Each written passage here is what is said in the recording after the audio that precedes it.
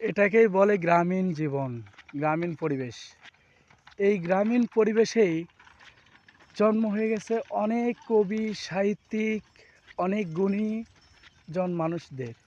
এই গ্রামেই তাদের জন্ম, এই গ্রাম থেকেই তাদের বেড়ে ওঠা।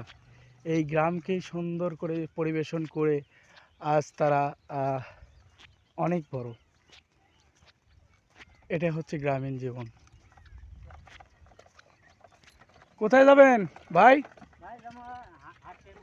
আটশেরপুর চরের মধ্যে। ও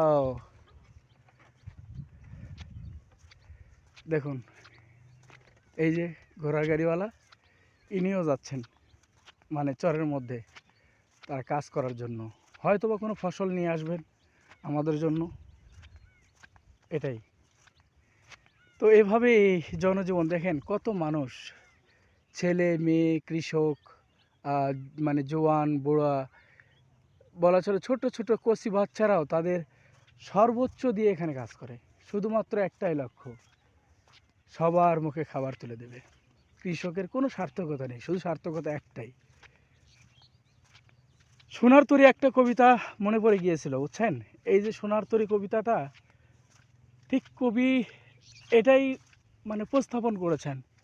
একটা কৃষকের কোনো স্বার্থ নেই, কৃষকের স্বার্থ একটাই, যে আমার নিজের সর্বোচ্চ দিয়ে হলেও যেন আমি মানুষের মুখে খাবার তুলে দিতে পারি। আল্লাহ হাফেজ।